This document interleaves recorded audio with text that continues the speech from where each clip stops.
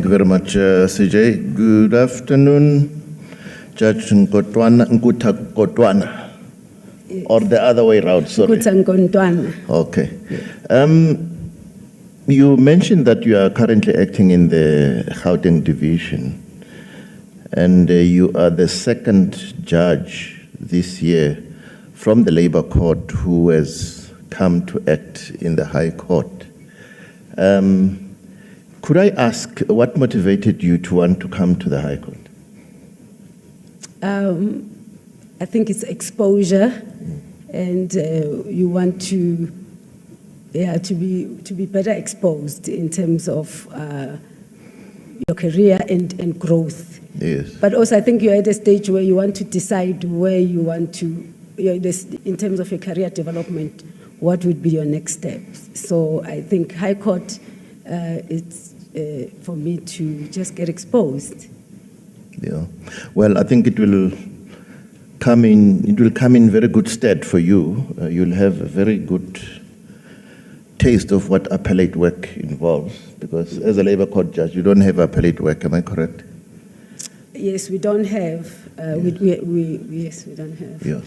But the last question, CJ. That issue about you refusing to hear a matter, it worried me a bit that the parties came and they came in the urgent role and they wanted to be heard on that day, and you said, no, I'll hear them tomorrow. And by the time you were ready to hear the matter, as the saying goes, on that side of the table, there was already blood on the floor. And there would have been no value in you hearing the matter. The horse had bolted. The horse has bolted. What's your philosophy? I mean, you may have not been able to read the papers, but it's not the first time that an urgent matter rocks up in a judge's role that way, where there's demonstration of imminent harm. Now, I want to understand why you refused or you didn't hear the matter on that day. I didn't say I refused to hear the matter. I don't allocate matters, the registrar. So there was no clear indication that was allocated. But another consideration was that the period, and I thought most probably then it would assist if they come back the next day, because they would have served those papers to the other party. But I must be honest, I didn't refuse to hear that matter. The confusion came from the office of the registrar. Yeah. So I cannot take it any further. Hopefully, when you go back to the Labour Court, you will share the message that registrars are not that powerful in the High Court. They don't allocate work to judges. Thank you, CJ. Chief Justice, can I just follow up on this exchange? Yeah. Judge, the complaint seems to be a narrower one, which is that the disciplinary hearing was scheduled for 4:30 on the 30th of August. The application is brought before you on the same date at 2:30. And that's why they want the hearing. I mean, they had already lost. It sounds to me that they had no prospects anyway. And that if you had heard the matter, you would have dismissed it. But the problem that they are raising is that we've got a hearing at 4:30. We ask a judge to hear us at 2:30, and the judge says, no, I'm not coming to court. I'll see you tomorrow. That's fine if the disciplinary hearing can be postponed. But what they say is that at 5 o'clock, all of the 70 workers were fired. And they probably would have accepted the dismissal if their application before you had been dismissed or struck, whatever. But what seems to be making them very unhappy is that you just refuse to hear the case. So that's really the harm that is at stake, that maybe you should really explain.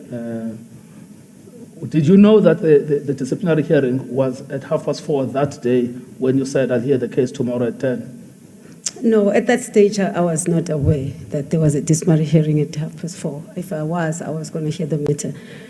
But still, if they came back the next day and said the people that were dismissed, and as a court, if they'd made a case, I think you have a discretion, you have a lot of remedies that you can avail to parties.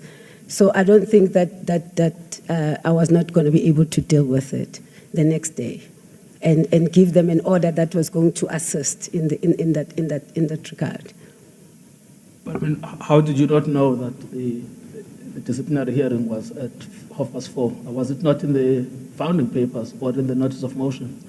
As I explained, you see, what happened is the registrar comes and says, here are people who are coming at 4, at 2:30, they want to be heard, it's 2:00. And then I said, okay, because my understanding is that the registrar didn't allocate that matter. So I said, can we hear this matter the next day? And the registrar then said the matter will be heard the next day.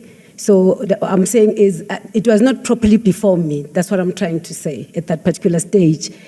And I seem to recall the discussion that I had with the registrar that there was the 31st or what, that they were going to serve or what. But there was a history to it. I'm not sure why I couldn't pick it up. But I take your question and your concern. No, I've got no concern. I'm just pointing their concern. Yes, but I'm saying their concern, yes, and I tried to deal with it. I can't take it any further. No, I understand where you're coming from, and I think as JP Mlambo has just alluded to, so I understand. No, the only thing I'm investigating is if you were aware that the matter is at 4:30, then you should hear the case, strike it, dismiss it, whatever,